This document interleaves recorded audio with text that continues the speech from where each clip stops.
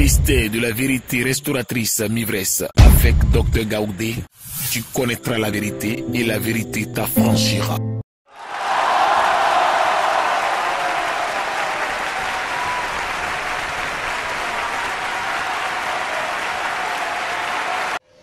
Amen. L'intervention de l'Éternel, deuxième partie. L'intervention de l'Éternel, deuxième partie. Il y a des situations compliquées qui dépassent, suis-moi bien, il y a des situations compliquées qui dépassent ton entendement, notre entendement. Ça dépasse nos possibilités, nos capacités, nos rangs. Ça dépasse nos intelligences, ça dépasse nos analyses même, ça dépasse. Et c'est ce que la terre vit maintenant. Nous nous trouvons en plein dans ces problèmes-là. Et comme Jérémie pouvait dire, allons dans le livre de Jérémie. Et Jérémie a vu ces situations.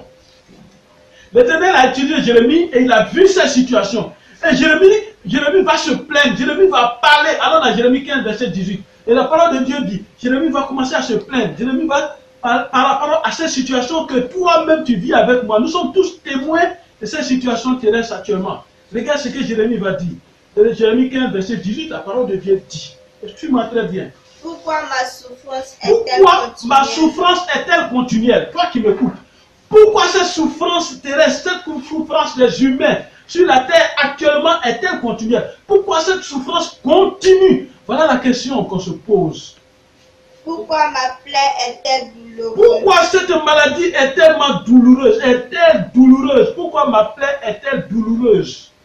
Et ne veut-elle pas se guérir? Pourquoi on n'a pas de guérison? Pourquoi nous n'arrivons pas à avoir des guérisons? Alors que nous sommes arrivés à un siècle où la science est développée, la technologie est développée. Mais pourquoi nous n'arrivons pas? Nous n'arrivons pas à avoir, alors que nous avons des grands professeurs en médecine, nous avons des grands agrégés. Mais pourquoi nous n'arrivons pas? Pourquoi cette plaie continue? Pourquoi ce fléau continue? Pourquoi cette pandémie continue? Pourquoi ça ne guérit pas? Seras-tu pour moi une source trompeuse? Alors Jérémie pose la question à Dieu. Seras-tu pour nous une source qui trompe? Une source qui trompe, c'est une source qui n'envoie pas fidèlement ce qu'elle doit envoyer. Alors, serais-tu pour nous comme une source trompeuse? Il pose la question à Dieu. Est-ce que toi, Dieu, tu as dit, tout ce qui sort de toi, tu l'exécutes, tu exécutes ta parole, tu es fidèle dans tout. Mais conformément, par rapport à ce que nous vivons actuellement, seras-tu pour nous une source trompeuse, comme une eau dont on n'est pas sûr? C'est comme si une source qui vient, l'eau là, on n'est pas sûr. L'eau dit, l'eau là, ça tue. Maintenant, tu m'as dit, non, ça ne tue pas. L'eau dit, non, ça rend malade. Alors, continue au verset 18, ça va. Amen. Amen. Amen. Amen. Voilà la question que Jérémie va poser, il pose à Dieu. Il y a des souffrances, il y a des degrés de souffrance sur la terre des hommes. Personnellement comme pour tout le monde. Et quand tu arrives à ce degré de souffrance, tu te poses des questions. Amen. Et dans cette situation, ce sont les pourquoi de la vie. Pourquoi? Pourquoi? Pourquoi? Pourquoi cette pandémie n'est pas réservée à telle population? Pourquoi cette pandémie est arrivée et il n'y a pas de distinction? Ceux qui ont l'argent vont dire, pourquoi moi je suis riche et puis c'est moi que ça frappe? Pourquoi c'est moi qui dirige le pays? C'est moi qui dirige ceci et ça me frappe? Pourquoi? Pourquoi? Voilà les pourquoi de la vie, mon frère, ma soeur. Les pourquoi, ça peut être personnel, ça peut être toute la nation, ça peut être toute la terre. Actuellement, c'est toute la terre. C'est à ce niveau que les larmes coulent, mon frère, ma soeur. Quand tu arrives à ce niveau de pourquoi là, c'est là les larmes coulent. Alors, on va se poser des questions. Quand on se dit pourquoi, ça veut dire qu'on demande à Dieu, mais tu vois et puis tu fais rien. Allons dans le psaume 115, verset 2. Psaume 115. Psaume 115, 115, verset 2. Dans la parole de Dieu. Psaume 115, verset 2. Pourquoi les nations diraient-elles, où est leur Dieu? Pourquoi les nations vont poser question? Pourquoi on va nous poser question, nous? Regardez le mot Dieu là, c'est avec grand D, on parle de l'éternel. Pourquoi les nations vont nous poser question? On se dit, on est église, on est chrétien. Pourquoi les églises sont fermées? Où est leur Dieu? Où est leur Dieu quand on ferme les églises? Pourquoi les nations diraient-elles, où est leur Dieu? Pourquoi le monde des ténèbres doit dire, où est leur Dieu maintenant? Leur Dieu est là. Alors que le monde des ténèbres est derrière ce fléau. Mais ils vont dire, où est leur Dieu? Que leur Dieu agisse maintenant? Nous posons la question ce matin. Pourquoi, Seigneur? Pourquoi les peuples vont dire, où est leur Dieu? Pourquoi? Maintenant, nous sommes arrivés au stade où on doit se confiner dans les maisons. Et la parole de Dieu pose une question encore. En plus de la question de Jérémie. Pourquoi? Pourquoi les nations doivent dire ça? Où est donc leur Dieu? Vous savez, nous avons un Dieu qui a plusieurs niveaux d'agissement. En tant que chrétien, tu dois connaître ça. Notre Dieu a plusieurs niveaux d'agissement. Il nous a créés et il nous aime. Dieu t'aime. Toi qui m'écoutes, Dieu t'aime. Ça me dit, ne dis pas du n'importe quoi. À ce que nous vivons actuellement. Dieu t'aime, mais il respecte tes choix de vie. Dieu respecte nos choix. C'est ce que nous avons choisi que Dieu utilise. Amen. C'est ce que nous avons choisi qui compte pour Dieu. Si tu as choisi d'être voleur, ok, Dieu compte ça. Il dit, bon, c'est la voie de voleur, c'est ça qui est bien pour lui, il n'a qu'à continuer. Tu as choisi la voie de tuer, ok, c'est ta voie que tu as choisie.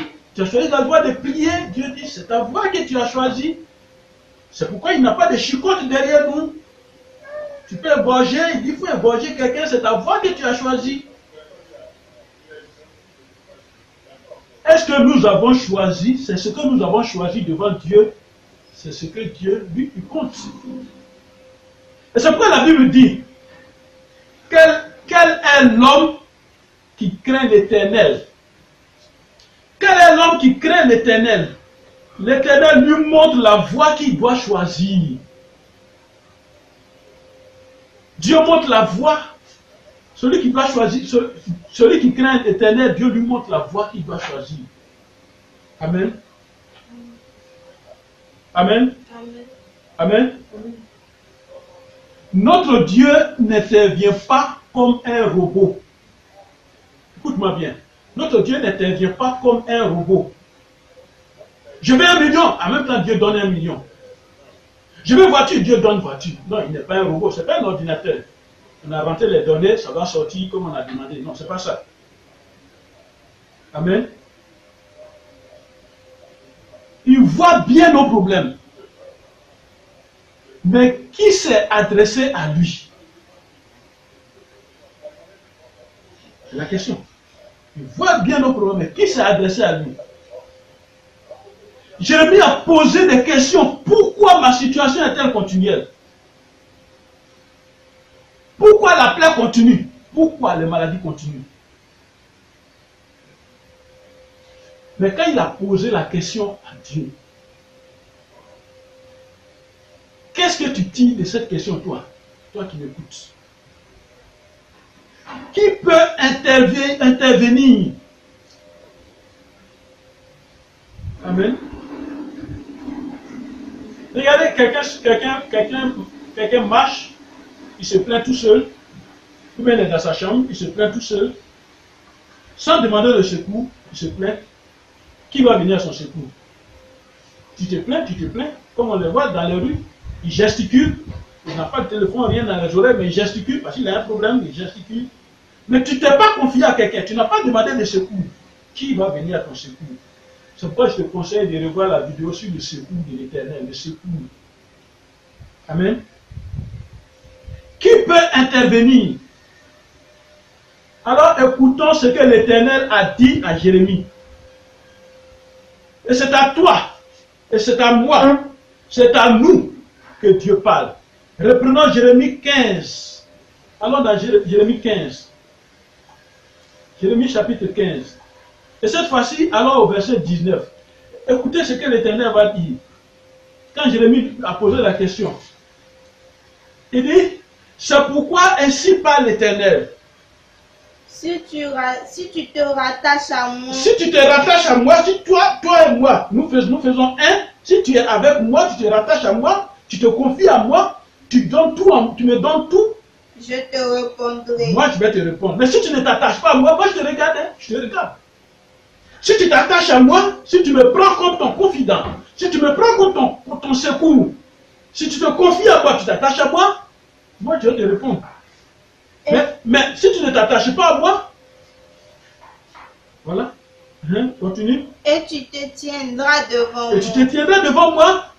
Si tu te sépares. Si tu sépares. Si tu sépares ce qui est précieux de ce qui est vil. Si tu sépares, il y a des choses qu'on ne mélange pas. Sépare le péché et l'affaire de Dieu. Tant que les deux sont mélangés, aller chez féticheur, aller à l'église, c'est mélangé. Être mystique et puis être chrétien, c'est mélangé. Être résocrucien, être chrétien, c'est mélangé. Prendre pouvoir quelque part et puis venir exercer ce pouvoir dans l'église pour que les gens tombent, c'est mélangé.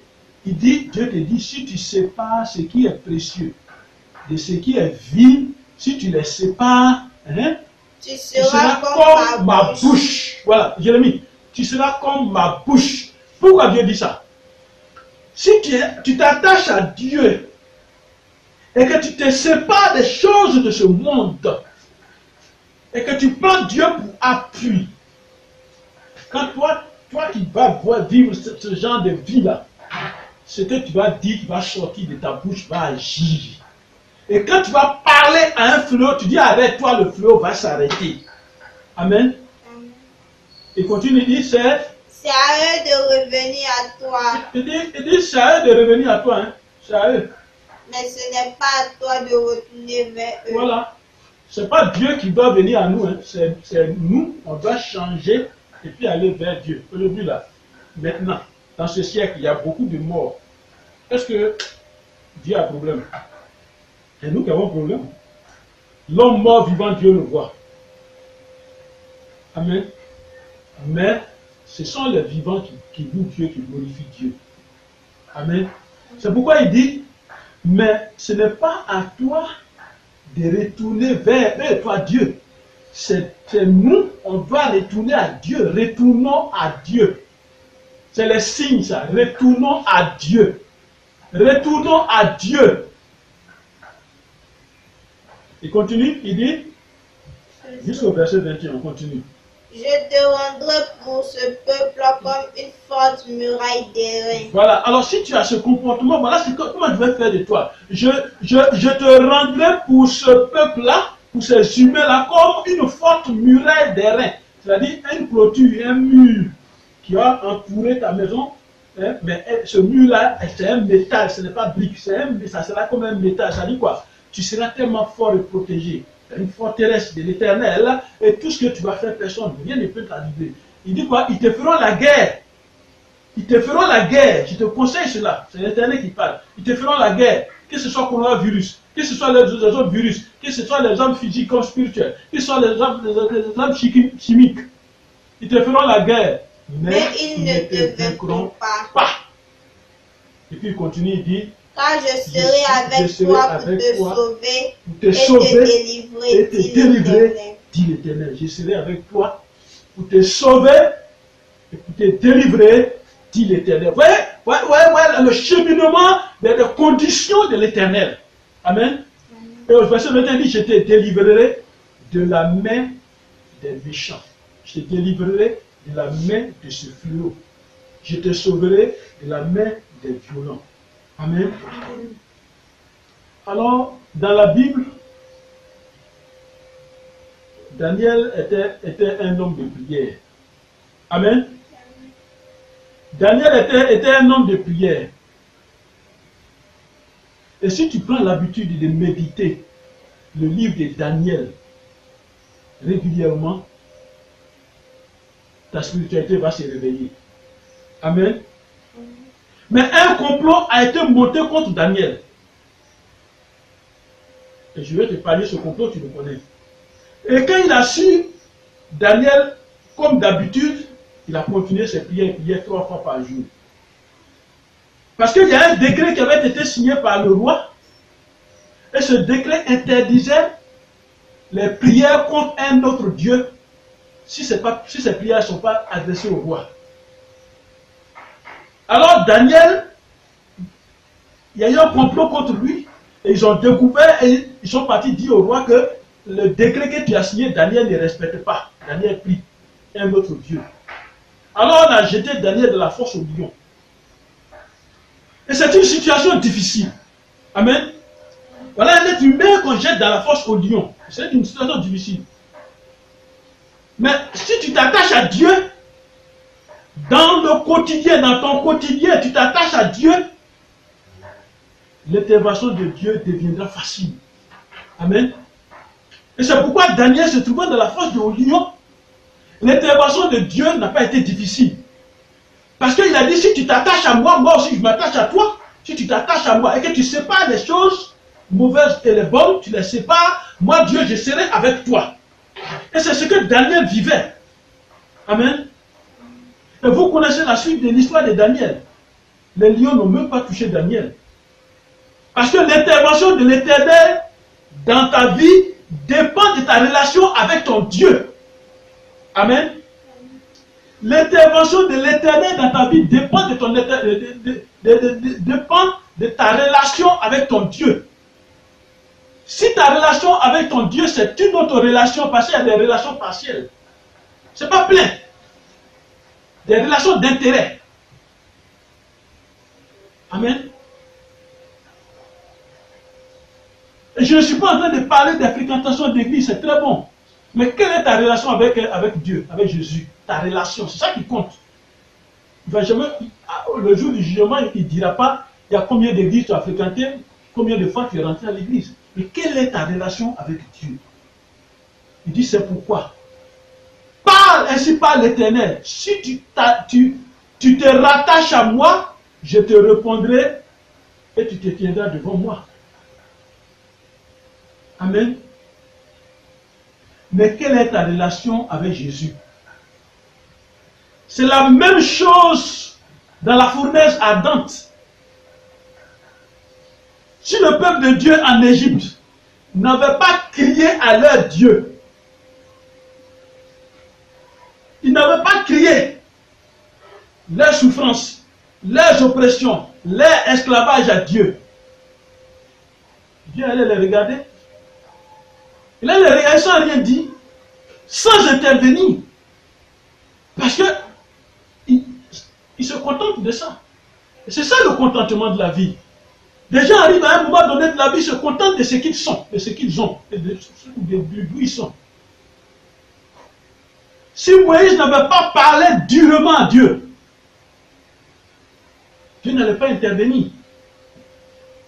Allons dans le livre de Jacques. Allons dans le livre de Jacques. Jacques chapitre 4. Verset 2-3. La parole de Dieu dit: vous convoitez et vous ne possédez pas. Vous voulez quelque chose, mais vous n'arrivez pas à l'avoir. Vous ne pouvez pas l'avoir. Vous êtes meurtriers et envieux. Et vous ne pouvez pas obtenir. Vous avez des querelles et des luttes. Et vous ne possédez pas. Parce que vous ne demandez pas. Amen. Vous ne demandez pas. C'est une des lois de Dieu. Il dit, c'est parce que vous ne demandez pas. Vous demandez et vous ne recevez pas. Parce que vous demandez mal. Dans le but de satisfaire vos passions. Je vais à l'église pour que j'obtienne le mariage. Je vais à l'église pour que je voyage. Je vais à l'église pour que je devienne riche. C'est pourquoi je donne l'argent à l'église. Non, c'est pas ça. C'est pourquoi il dit, c'est pour satisfaire, dans le but de satisfaire vos passions. Amen. Alors, dans Jean 16, verset 24, Jésus a dit, jusqu'à présent, vous n'avez pas demandé. Vous n'avez rien demandé. Jusqu'à présent, vous n'avez rien demandé à mon nom. Pourquoi Jésus disait ces choses-là? Il y a un niveau de demande. Souvent, les gens s'amusent. Ils croient qu'ils ont demandé. Seigneur, et puis ils sont endormis. Non, il y a un niveau de demande qui montre que ça vient de ton cœur. Ça vient réellement de toi.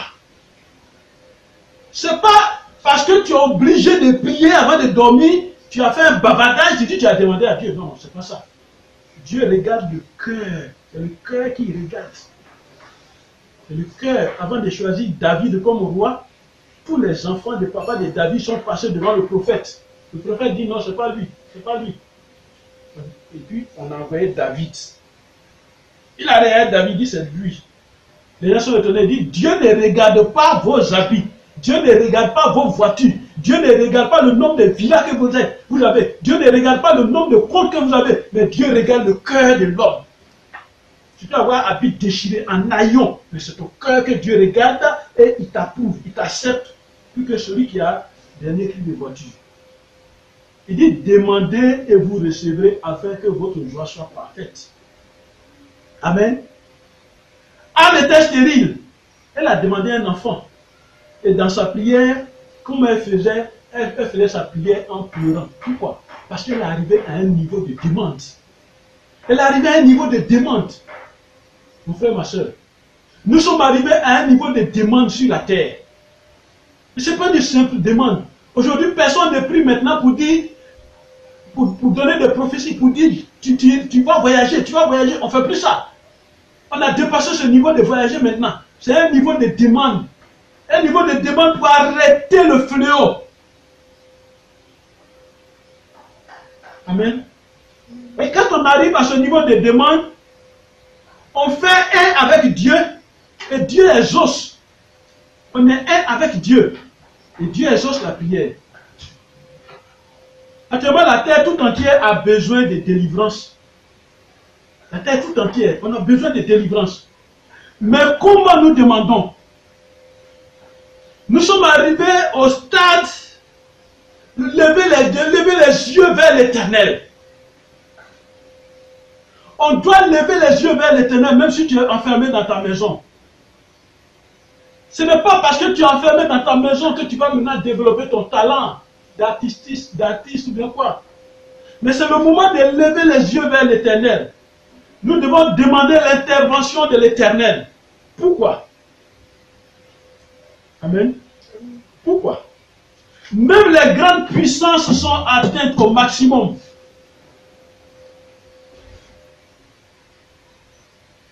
Alors, c'est pourquoi Jésus disait, les enfants, suivez-moi bien. C'est Jésus qui disait ça. Quand on veut faire le feu, et puis on prend le bois vert comme fagot, et qu'on le met dans le feu, le bois sec qui est là, qu'est-ce qu'il va dire? Africain, c'est à vous que je m'adresse. Qu'est-ce que le bois sec va dire? Retournons dans notre texte.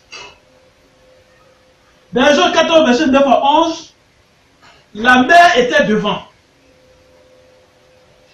Et les ennemis étaient derrière. Et Israël était dans l'étau. Et l'étau se resserrait sur Israël. Exode 14. Allons retournons dans Exode 14. Exode 14. Cette fois-ci, verset 13.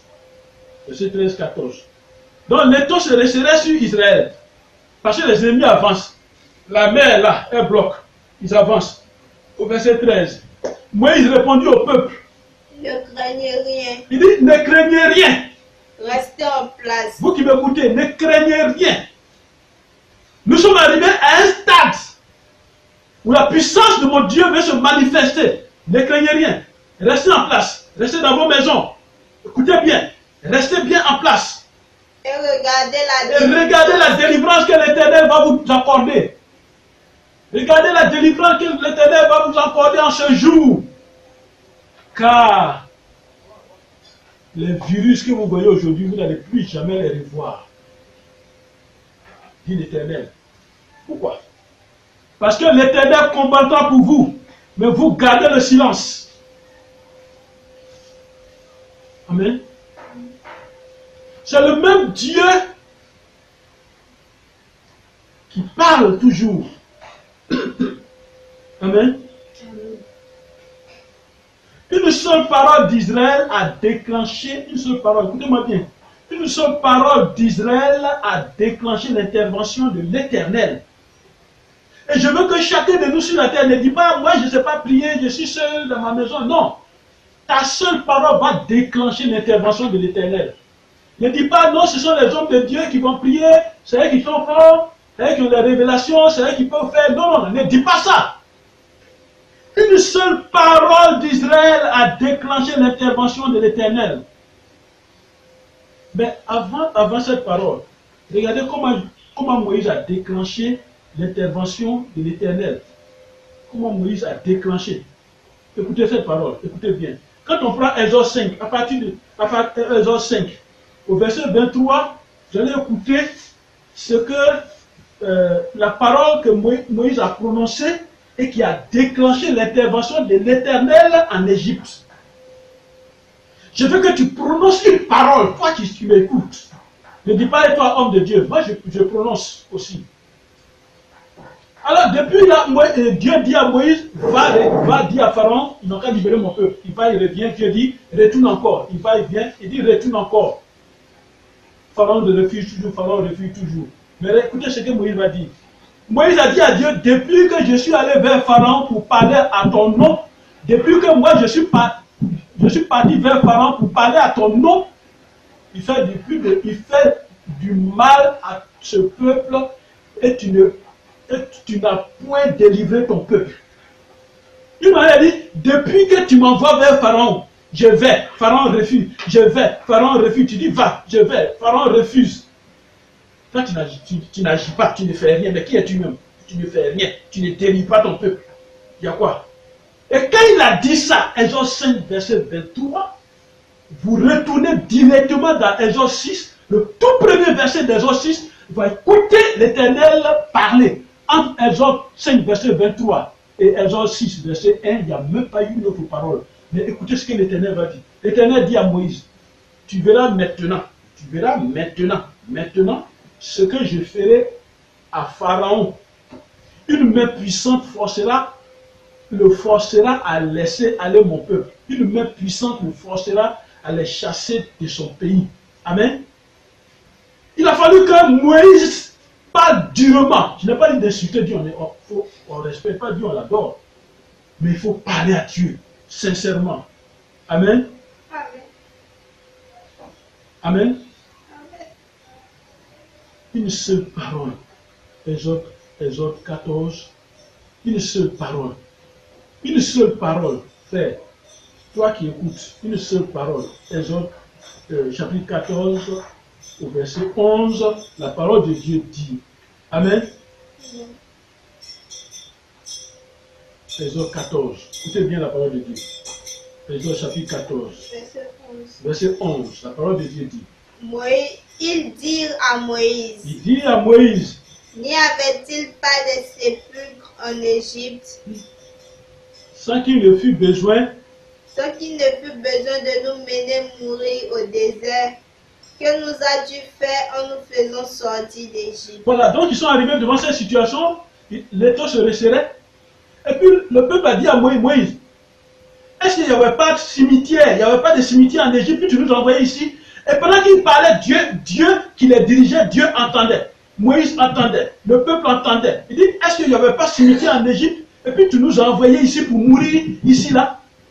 Devant la mer, les ennemis arrivent. Il fallait nous laisser là-bas, ils vont nous décapiter, aller, et tout ça là-bas. C'était mieux.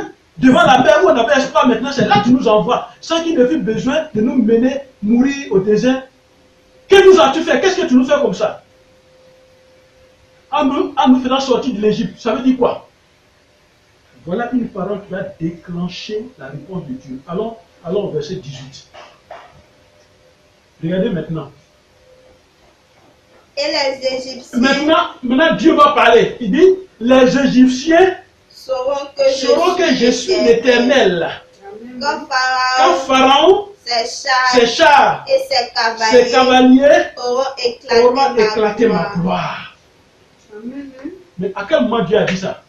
C'est quand le peuple a élevé la voix pour parler durement. Il dit maintenant là, vous-même vous allez voir ma gloire. Je laisse Pharaon, il n'a qu'à venir. Lui avec son armée, tout, il n'a qu'à venir.